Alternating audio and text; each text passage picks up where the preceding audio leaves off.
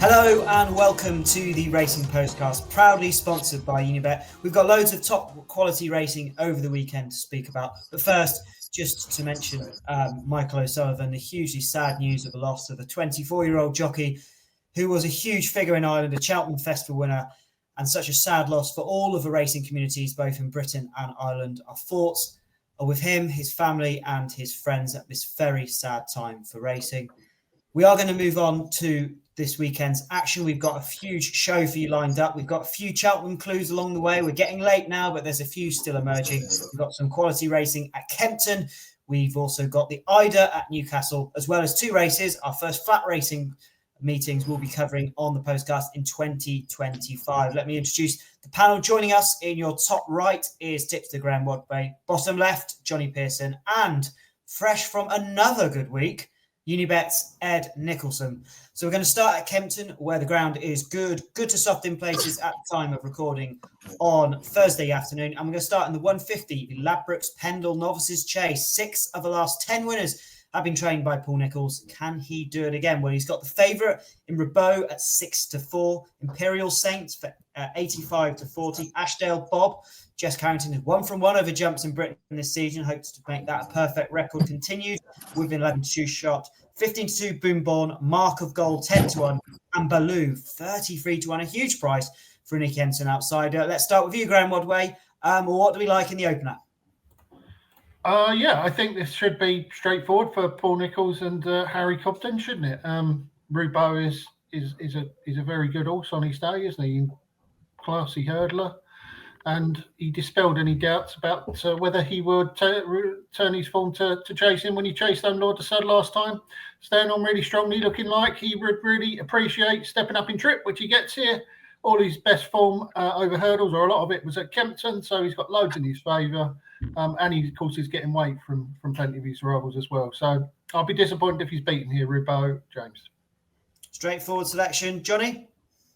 No, I can't agree with him there. I think, he's got some decent form in there, but Imperial Saint looks much the best in form. He's got form proven over 2.5 miles for a start, whereas Kempton, and a lot of people say doesn't take as much getting.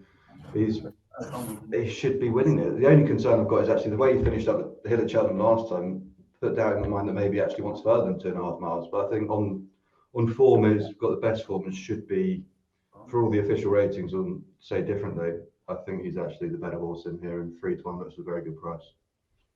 Got a difference of opinion. This is what we like, Ed, isn't it? We like when the guys have come in, they've had a look, they've all got different opinions, not when they're all together. Good way to start. You're going to separate us. You're the man in form. Who's going to win the Pendil? I agreed with Graeme. I thought Rabot had an excellent chance. Everything Graeme said, I concur. The one slight reservation I have is, as always, when we're doing this podcast on a Thursday after decks, we don't know what the ground's going to be at Kempton. At the moment, the ground is good, but there are two different weather forecasts that I've looked at. One says there's going to be no rain. One says there's going to be 8 to 10 mils by Saturday. So that will change the going. The reason I say that is I think Rabot is better on better ground, which is another positive. He's won the 9 races he's contested on good ground. He's won 7. And that race at Warwick was on soft ground when he ran like a horse that needs 2.5, doesn't he? You could say low sud had kind of eased up, but close home, Harry Skelton was going for the Persuader, and he certainly ran on like a horse that wanted a bit further. He's never run over 2.5, so we don't know. He's not had very little fencing.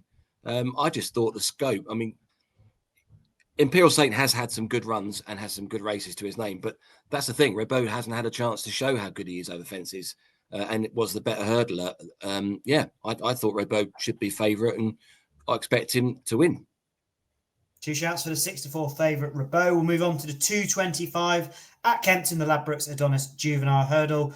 We are looking here for a little bit of a form boost for Lalumba, even though we don't get to see Lalumba. He's with Mondo Man at the top of the market. He's 14-1 for the Triumph, so perhaps he's a clue as well. No horse has done the Adonis Triumph double since Zarkanda in 2011. Well, Mondo Man is 8-15 favourite here for Gary and Josh Moore. Is he another Goshen? We'll see what the panel think of his chances. OPEC, second favourite, and 9-2 for the East India Dock team. He's got entries in the Boodles and the Triumph hurdle. St Pancras at 7-1, Sauvignon at 9-1, Mambo number 5, 18s, and Bursonell at 50-1. Let's come to you first, Jonny. Mondo Man, a cracking run behind the supposed good thing in Lalamba. He seems pretty talented in his own right, though, this Mondo Man. I mean, cracking run last time is one way of putting it. I don't think I've seen a horse pull as hard as he did for that whole race the entire season. Although he was in receipt of £10 that day, to finish as close as he did, I was actually really impressed by. He's got some great form on the flat. His 4th at Ascot behind Calandagan in the summer. He had an official rating of 111. If he can learn to settle and he's a bit calmer this time, he should be winning this pretty easily. The two that sort of stand out a bit, Mambo number 5 and Sauvignon. Last time they were both in behind East India Dock on their British debuts, both pulled up, so it's impossible not what to know to make of them, but Mondo Man should be winning this comfortably. So. Strong opinion there. Ed, we touched on Lalamba. We don't get to see him this weekend. We obviously know Unibet's association with the Henderson stable. I mean, this horse was pretty impressive at Ascot. It's been all the talk, all the rage. Is there those same vibes about him? Can we simply go, well, if you've gone that close to Lalamba, this Mondo Man must be a really good horse then?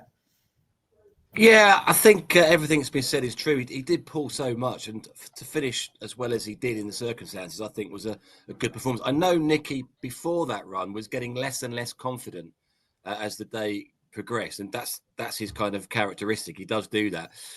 But we did a blog with him, and obviously this horse is a horse that he has great hopes for.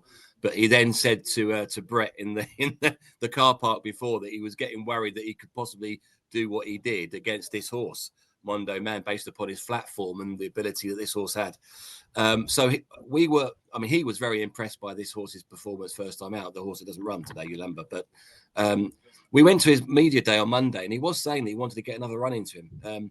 And he had both his two Triumph Hurdles horses entered in this race. And I can exclusively tell you that the reason why he hasn't run either, and it will be in the blog later on, so please do read the Nick Henderson blog, is that he kind of thought back to Fusel Raffles back in 2019 when he made his British debut in this race, winning. But then if you were there, you remember he kind of got a cut on his leg afterwards, and he missed the Triumph Hurdle because of it. And Nicky was just thinking, he says to us in his blog, that if any of these two does get an injury here, there's not enough time in his mind to get them back for the Triumph. And he has the Fusel Raffles experience in the back of his head. So he's being ultra careful as he is sometimes. And that's why he's not running him. So as far as I can work out, they'll both go to the Triumph Hurdle now without another run. But as for this race, Mondo Man on that piece of form would, if you take it for literally, then you'd have to say he's got a great chance. 4-7 though, about a horse that pulls a lot. I don't think I'll be taking 4-7. I'm going to put it up as a selection, but there's other horses in the race that could progress. I mean, Savion comes from a stable that have won this race in the past. I think did Solo win this for Johnny De La Haye years back on I think maybe his British debut, but they always have a nice horse in this race. Savion is a crisp light wine. This should be more like a Cabernet Sauvignon because he likes it really heavy. So I don't know if the ground's going to be up to standard for him. But you wouldn't be surprised if he ran well. Did disappoint last time. And St Pancras, who ran behind a few of them, behind a few in that big race at Ascot. He then went up and won a really good race at Musselburgh off a fast pace. He kind of missed the break that day, and everyone thought he was out with the washing, and he ran on. A fast run race might suit St Pancras. But I think he'd be derailed, and I think the favourite Mondo Man will win. But I'm not backing him at 4-7. I think it's too short. Ed, I was getting worried about what sort of pun you were going to get for Mambo number 5 then if we come on to that. But a bit of exclusive news there from the Unibet blog, which will be available online, of course. Lalamba and Palladium will go straight to Triumph. That's fascinating to hear. Let's move on to you, Graeme. We touched on Nick Henderson getting nervous. He couldn't be nervous for the bet for hurdle last week, or the William Hill hurdle, should I say.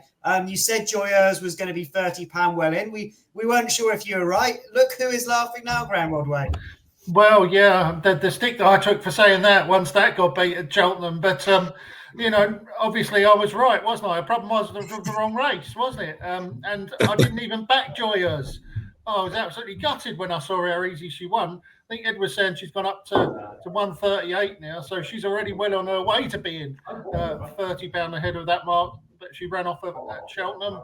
But yeah, always the way, isn't it? You know, you hype up these horses, they get beat on the day when you're really big on them, and then the day you're not on, in they go. Nevertheless, do you not have a penny on, Graham? No, not a penny on. No, I totally went off Joyers. I don't know why. Evan said that she had so much in hand, but there you go. Mental man. That's what I call him here, James. Mental man. He's absolutely mental, isn't he? This Mondo man, you know, he's absolutely mental. I mean, the way he went through that first race at Ascot, anyone would believe that he was wanting to go 5 furlongs, let alone 2 miles. Like Jonny said, I mean, you won't see horse pull harder than him. And to get so close to Lou Lambert, who's such a hot favourite for the Triumph, despite doing that, he must have an absolutely mental amount of ability, this mental man. But, of course, he is mental, which is a slight concern if you want to back him at 4-7. Nevertheless, Kempton should suit him. It's a really sharp track. It's more of a test of speed. If he doesn't pull as hard, he will win. Let's move on to the 3 o'clock at Kempton, the Ladbrokes Dovecote Novices Hurdle over 2 miles. No horse has gone on to win the Supreme since flown in this race in 1992. Pigeon Eye was a beaten favourite, though, of course. Will we see a challenger emerge on Saturday? Well, we've got a few potential types that could go there. Favourite in this is the 15-8 Miami Magic for Stuart Edmonds, Celtic Dino and Tripoli Fly at 7-2. Royce at 13-2 needs to brush up his jumping, but clearly a very talented horse. Starcross Leather 9s. Undershan 11s, Road Less Travel 16s, and Blue Singer the outsider at 50-1. Take us away, Graham. Yeah, really good race again, isn't it? I was there when Miami Magic won at Kempton in November. He was very, very impressive from the front. Not quite as Mental Man, but he goes off really, really fast. And it'll be interesting to see how he and Andershan go in this race, because Andershan won in similar sort of fashion to Miami Magic at the track at the last meeting there, went off like a mentalist and just kept going and was wildly impressive. So if you do get Miami Magic and Andershan going mad up front, it could set the race up for something else. However, Miami Magic did keep on very, very strongly when he won that day in November. He's obviously gone on to chase Home Potter's charm next time in the Grade 1 at Aintree. It's the best form on offer. He's got the course form. He's the right favourite, and I don't want to be against him. Stick with the favourite, says Graham. Ed? Yeah, obviously got a great chance, the favourite. When I saw the betting for this race, though, there was one horse that I just thought was miles out of kilter, the price. Road Less Travelled. I think we're going 16s at the moment. And obviously that's on the back of the performance last time out in the Formby, when this horse was pulled up before the last in the fog on soft ground, and the fact that he's got a £5 penalty for winning a Grade 2. So he is one of the best horses in the race on form, but he does have to give weight all around. And that's a negative being pulled up last time, as is the penalty. But there's lots of positives for this horse at that sort of price. So 16-1 is a positive. I think that's too big myself. But also in the excellent racing post quotes section on the online version, it actually says that the trainer believes the horse will be better on better ground. So he's done his winning, including a Grade 2 on soft ground. Obviously, well, not obviously, but I'm assuming that last performance at at Aintree in the Formby, which used to be the Tolworth Grade 1, is you can put that down slightly to the ground, if not all of it to the ground. And I just thought it's bigger price than it should be, 16s. I'm going to go for it. I mean, obviously there are other horses in the race that have got better last time out form, but overall form, I still think Road Less Travel is one of the best horses in the race. So yeah, 16-1, that'll do me. Yeah, Road Less Travel 16-1, one for the country music fans. A smashing record by Lauren Elena. Jonny, finish us off. I mean, I'm not going to have the bet in the race. I think Miami Magic's the right favourite. Probably should be winning this on all the form we've seen so far. But there's a few here unexposed to, or fairly unexposed to, who can give very good accounts of themselves. You know, Celtic Dino was obviously further behind against Potter's Charm last time, but Sam Thomas Stables in flying form had a good double up at Kempton, Carlisle the other day. And he could run well. Andershan, he's got some decent bumper form last season. Well, looked decent bumper form behind Regent's Child. Won so easily last time, you don't know where the limit might be there. Road Less Travelled, prior to being pulled up, has got some good form. I think it wouldn't be a huge surprise to me if there was something to sort of upset the favourite. For all I think he probably should be winning the race. Okay, interesting. Stuart Edmonds looking for his first graded winner since 2019. And this, of course, could be a hell of a compliment to Potter's Charm ahead of the Cheltenham Festival, given he was second behind him in the form beat entry. Let's move on to the last race at Kempton. We'll be looking at £150,000 up for grabs in the Ladbrokes Trophy Handicap Chase. It's a proper 3-mile handicap chase to get stuck into. A quick look at the market. 3-1 favourite Highland for Nicky Henderson. Lowry's Bar, we missed out on seeing him last weekend, but he's back at 5-1. Our Power at 6-1 for Sam Thomas, winner of this race in 2023. Beachcomber at 7s. Kate Dory, 17-2, another for Sam Thomas, who Jonny mentioned just there is in really good form. We're looking for another winner in this race. Golden Sun at 9-1, and Tamarisk, another for Paul Nicholls, at 14s. Graeme, really competitive handicap. Where is your eye drawn? Yeah, great. Another great race, isn't it? It's a good running this year as well, isn't it? Quite a strong race. And I think that Highland is the right favourite. He's obviously a novice, unexposed, coming in for Nicky, who loves a winner at Kempton. But he's tight enough at the price for me. So I was looking elsewhere. I like horses who are stepping up in trip, particularly around Kempton and in this race. They've not got bad record. I remember Clondor Castle winning it. It might have been the only race he won over 3 miles. He was really a 2.5 miler. There was another one. Theatre Guide was a bit of a... He wasn't a certain stayer when he won it either. And the one that catches my eye is Tamoris, who ran really well over a 2.5 here last season behind Blow You Wad in the Pendil, actually, on this card. They were miles clear of the third that day. He's been slowly brought along, should we say, this season. He only had 2 runs, well beaten first time out, but showed a lot more last time. It was a Roland Merrick at Wetherby when he was in second coming over the last, and he was run out of the second place in the last few strides. But nevertheless, I thought he shaped very, very nicely in that race on his first run over 3 miles. The analysis in the Racing Post straight afterwards says there's nothing, he didn't stay. But I'm not entirely sure that's true. I mean, it was 3 miles, 45 yards, and it was only the last 45 yards that he was run out of second. This is as tight a 3 miles you're going to get. A real speed track, Kempton. I think it'll suit an horse like Tamoras. If the rain comes, that'll be ideal for him. He goes well in soft ground. And we know that Paul Nicholls targets this meeting too. So I think he's got a lot going for him, Tamoras, at a good old price. 14-1. Ed, before we come on to your selection, Highland, I think I agree with Graeme about the price. 3-1 does seem a little bit short. Horse has got an entry in the Grand National, pretty short on the Ultimate. What's the long-term thinking with Highland, and what do you think? And what's the vibe about his chances on Saturday? I haven't spoken to Nicky about this horse in this race, but I do know, having spoken to him and Nico before, they've been slightly surprised by the improvement the horse showed during the summer and into this proper season. He was always kind of viewed as a very good horse, but a horse that might reach his ceiling once the proper horses come out in work, for want of a better word. But he's just kept on improving. I think they, again, in the last race, the Grade 1, I think they were impressed once again. His jumping has kept him in touch with some really good horses, and that's been a key to him improving, I think. So I think the ground is key as well. And I think that again is a question mark about him if it came up soft. I don't think it will come up soft, but it could come up good to soft. And I'm hoping it does, because my selection has to have a bit of cut in the ground. It's been withdrawn on good ground the last twice. It's been running on such a surface, but it's a big price. And I think there's lots of reasons to suggest that Cheltenham has got a really good chance here. A little bit like Graeme, it's a selection. It's a horse that's running over 3 miles for the first time. Graeme said he likes that when it comes to these sort of races at Kempton. And I know this horse really well. I know a lot of our listeners do as well, but I kind of look at the data, the stats data of horses, and he's got he's an enormous horse, and obviously he's got a very big stride. And when he's running, the information that comes to me and the data that you can get suggests that he'd be better over 3 miles than he has been over 2.5. He's never raced any further than 2 mile 5.5, I think. And he's been crying. We think he's been crying out for 3 miles.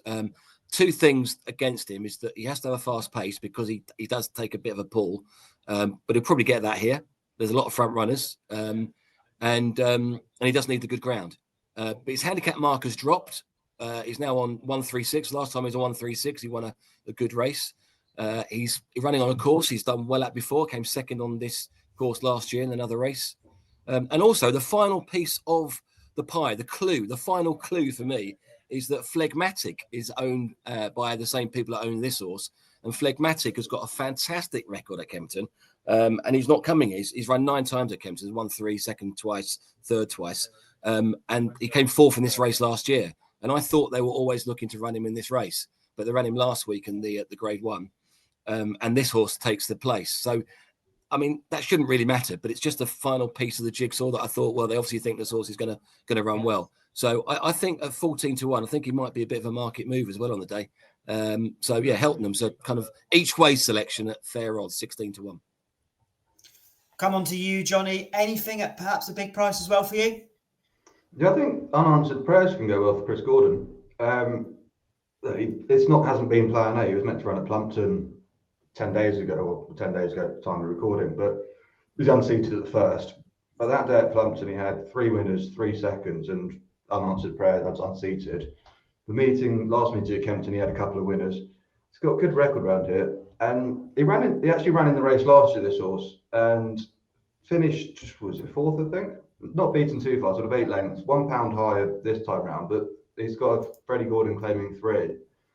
I think he looks massively overpriced to sort of run a decent race again. He ran well at Ascot, being beaten by Indoor last time. Ran well at Sandown time before that. He's bar unseating last time. He's been pretty consistent this season and should give a good account of himself at a bit of a price. That was the 3:35 at Kempton. We'll be going to Newcastle and Southwell after the break, where you'll be surprised to learn of one of the biggest yards in the country seeking their first winner of 2025.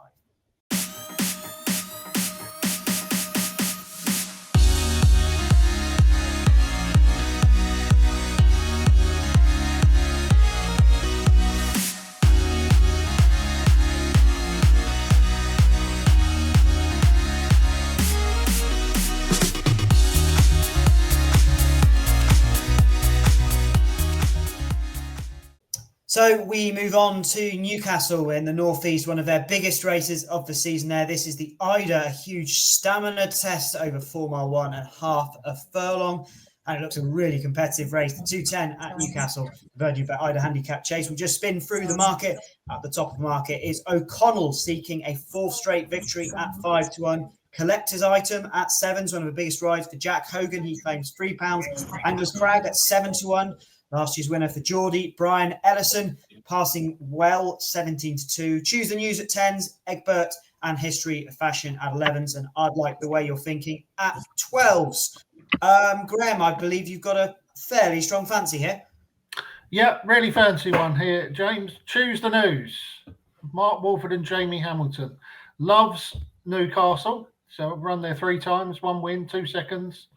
And he looks for all the world like he's going to relish a stamina test. He was badly outpaced at a crucial stage over 2 miles, 7.5 furlongs at the track last time, dropped back to about 4th or 5th, but he was doing all of his best work in the closing stages and was gaining on the winner, if not for Dylan, right the way to the line. I think that's just about one of the best pieces of form on offer in the race. He's still very unexposed. He was only a novice last season.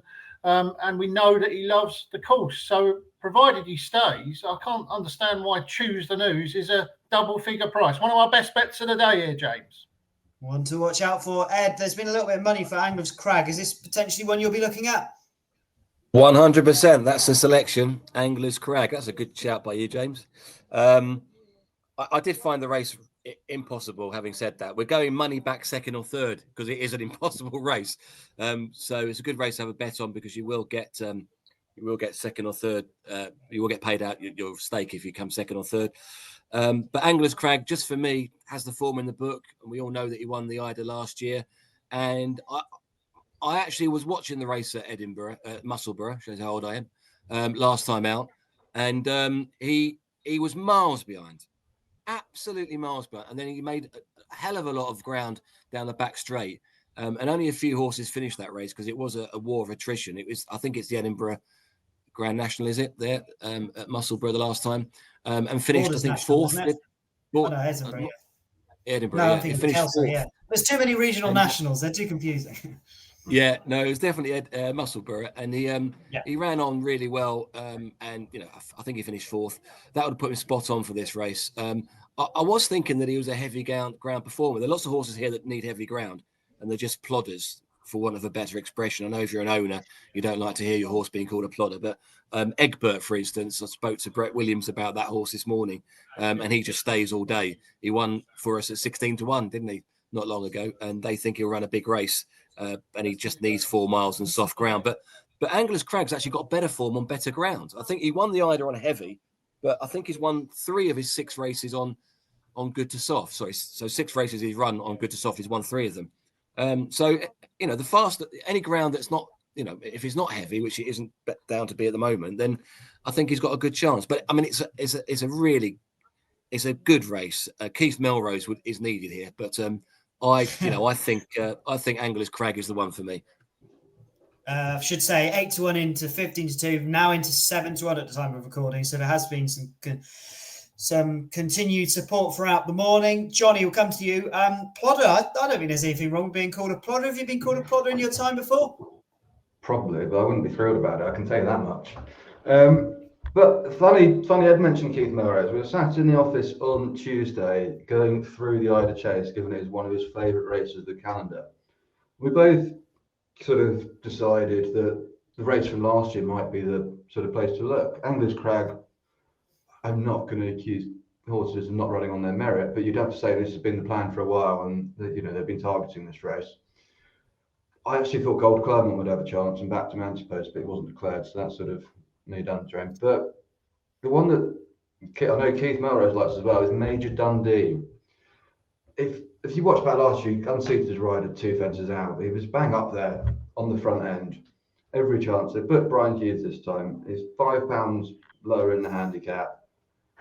Provided, he puts his lacklustre form this season behind him from his 2 runs he's had, I don't see any reason he's not going to outrun his odds and go close to winning. Yeah. Could be building a hell of a lucky 15 there, Johnny, if all those come in. Some really big price selections, which we love to see. Let's see, though, what you like on the flat. Our first flat race we'll be looking at on the Postcast of 2025, and it comes on the weather at Southwell. This is the BetUK Hever Sprint Stakes, over 5 furlongs. Will we have the same winner as last year? Diligent Harry at 11-4, but the favourite is Marshman at 5-2. Diligent Harry 11-4. William Buick rides this one for the very first time. Valiant Force, you may remember the 150-1 Norfolk winner not too long ago. He's 11-2, not so big odds this afternoon. Clarendon House 13-2, Equilateral at 10s.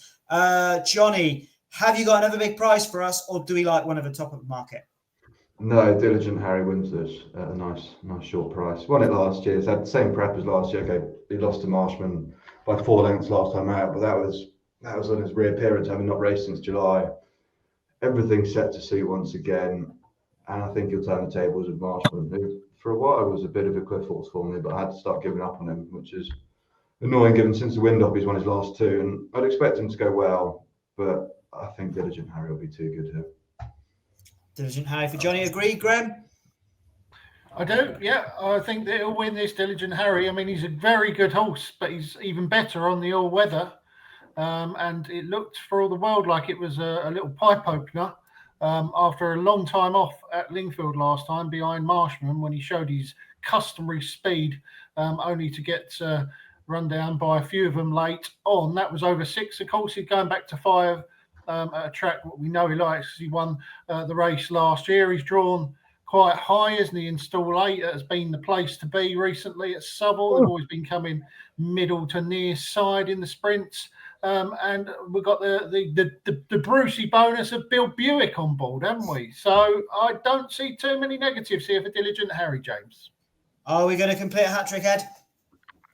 Yep, the hat-trick is landed. It's quite interesting we've all plumped for Diligent Harry, considering he came 4th beaten by a horse that's running against him again in Marshman. But all of us have looked at the race, all of us has looked at the form, and we've all kind of worked it out that race was a pipe opener. And you'll never see a horse running like that more than this horse in that race. I think the jockey gave him 1 tap behind the saddle, and he finished 4th. Not beaten that far by the 2nd and 3rd, but Marshman did win quite well that day. And he is 2 from 2 on the all-weather. He's come back from wind surgery. and been gelded. So he's obviously a different horse and a better horse. But I can only see Marshman or Diligent Harry winning this race. And just the fact that Diligent Harry's won 7 of his 12 on the all-weather, one here, that run will put him spot on. Everything that Graeme said, really. I just think that Diligent Harry wins. The race they ran in, also, don't forget that Diligent Harry was half the odds of Marshman. So, he was, given that we still think he needed the run, only us, we think that. We don't know that.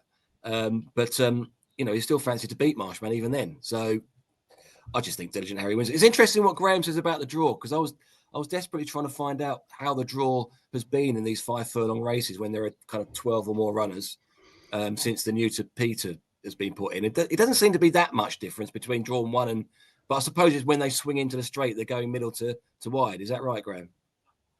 I've only seen a few sprints there recently, Ed, but I noticeably seem to be coming more towards the stand side over 5, because they go obviously straight up the track, aren't they? So, I'm basing my assumptions on, what I've seen recently rather than overall. And I guess you could argue last year Diligent Harry won it from stall 2. I think he was chased home by Elves quite close to him. So, you wouldn't say it's an absolute massive issue for Marshman, who's out in 1, of course, but just on what I've seen recently at that track, seems to me that being more towards this middle to stand side is the place to be. Could be wrong though, of course. Yeah, no, I think you're right. I mean, look, when they come around the bend, they go to the middle and the wide, don't they? So, and then, I know the 5 furlong straight, but I can't think of too many horses that have gone to that rails. You're right. Yeah. It's a sudden realisation for a Jumps fan that the flat season's near when we start a bit chat about draw bias at Southwell over 5 furlongs. The end is near. You give me a shock realisation that it's all going to be around in the summer for too long. So savour Cheltenham, savour the Eider and all those races. It was a bit of a shock to the system having a look at a flat race, I must say. But I should also say that this is one of our flagship offers here. It's industry best price. So from 9 o'clock on Saturday, as I always say, there's no need to go anywhere else because we will be the industry best price on any of these horses from 9 o'clock on Saturday. So to go to unibet.co.uk, get up to the 240 at Southwell. And if you are going to have a bet, then do so with Unibet. And all of us seem to fancy Diligent Harry in that 240 at Southwell. Let's see what we think about the 315 at Southwell. This is the BetUK Winter Derby. I mentioned One Big Yard hasn't had a winner in 2025. That is, of course, John and Fady Gosden. No winner yet. They could do it by the time of a Winter Derby as recorded on Thursday afternoon. But they have had 4 of the last 6 winners of this race. They've got Military Academy, who is not favourite. Your favourite is the 11-8 Royal Champion, back with a win after his stint in Australia. Military Academy, who I just mentioned, for the Gosdens at 2-1. Persica at 4s. Champagne Prince, 1 of 2 for Jane. Chapelheim at 7s. Her other one is Claymore at 40s.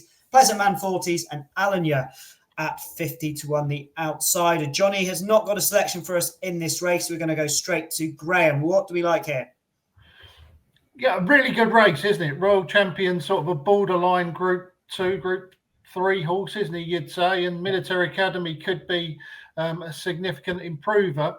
I just thought a bigger price. Champagne Prince has maybe been a bit overlooked in the market here, James. Got an outstanding record on the all-weather, 5 wins from 6 starts, 2 wins from 3 at the course, including when landing the trial for this race over course and distance last time when he beat a horse called Iden a lot easier than he'd beaten him previously, despite being on £2 worse terms. So one thing that we do know about Champagne Prince is that he is rapidly improving. He is really progressive. His RPR showed at 100, 104, 109. He's going to need to improve again because Royal Champion is up at 116 and Military Academy up at 115. But there's every chance that Champagne Prince can make a big jump. And the one thing that he does have in his favour that some of the others don't is that he is proven at the track. So at the prices, more than happy to take a chance on Champagne Prince and my mate Billy Buick again. He is hoping he'll have a good day for Graeme. William Buick's ride at 7-1. Ed, finishes off. Yeah, I respect that opinion. I think Champagne Prince is quite a big price, actually, given everything that that was said. I must admit, I did though think Royal Champion was a slightly different class, and that's what you're getting with the price, I suppose. obviously formerly trained over here in the UK by Roger Varian when he won Royal Ascot, the Wolverton, and then went over to Australia and ran in Group 1 races, Group 1-2 races.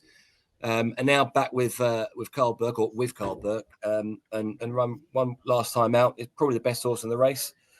I just like this, the look of this horse's profile, and I thought he'd win. But 6-4 is quite short, I suppose. Persica's a nice horse of Richard Hannon's. Richard's our flat ambassador, and he was talking about this horse all year, saying he's a group horse. Started off in that handicap at Newbury, the one that ends up being a group race, and he kept on improving, and yeah, he's got a chance. It is a tough race. 6-4 might be actually a little bit short for Royal Champion, but I thought he was the most likely winner, I must admit.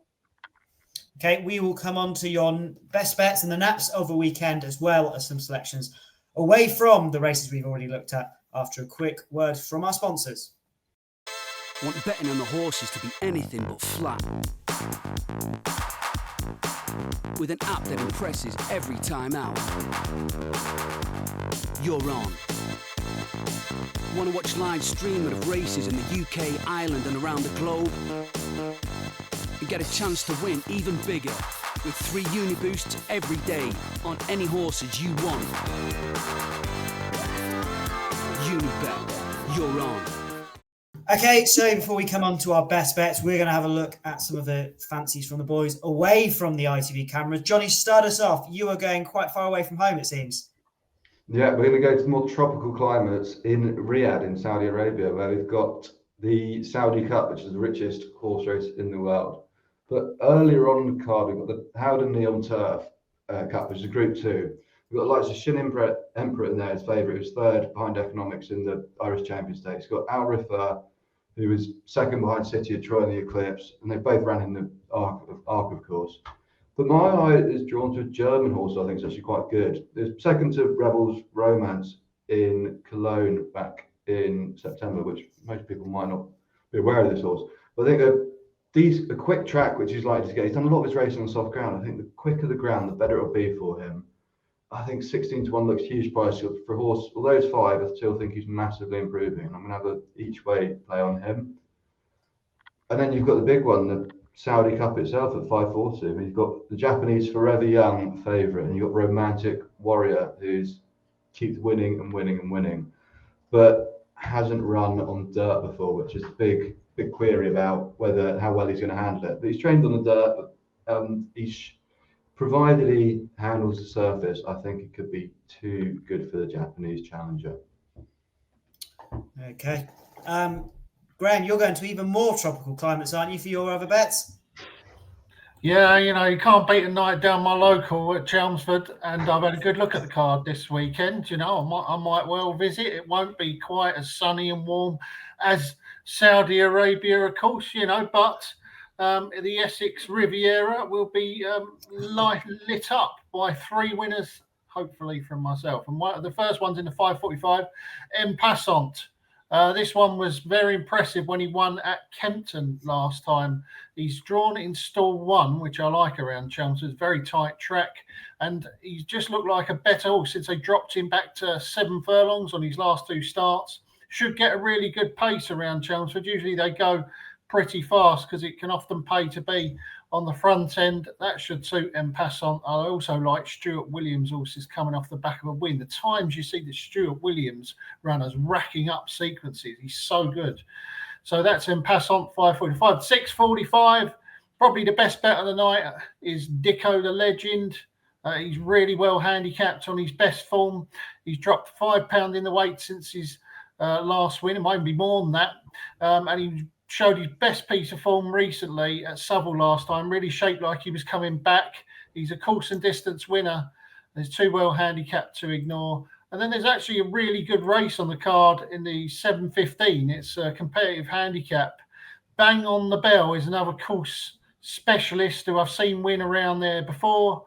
He's nicely drawn in stall 5. Got loads and loads of speed this horse. We weren't able to show it last time out at Lingfield when he stumbled at the start and everything went wrong. But he did show a lot more in his previous run at Wolverhampton when he blasted off and was only beaten a length and a quarter. That was a sign that he's coming back to form, and he's at a £3 lower mark here. So that's a nice little tricksy for you at Chelmsford on Saturday night. 5:45 M Passant, 6:45 Dicko the Legend, and 7:15 bang on the bell.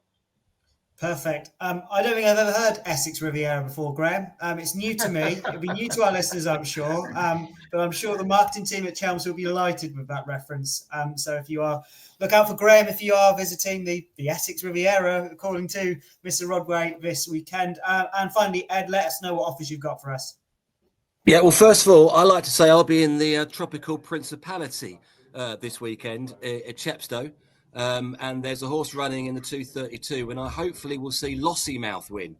It's not that Lossymouth; it's the British-bred Lossymouth who runs in the Pertemps Network qualifier at 232.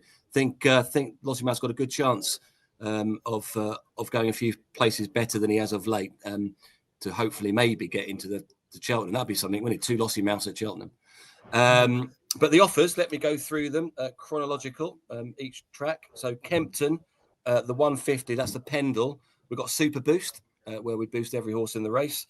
Then we go to the next race, which is the Southwell 240, which is industry best price. So if you want to back a horse in that race, the Listed Hever Sprint, no place to go better than Unibet, because on Saturday from 9 o'clock, we are best industry price every single runner.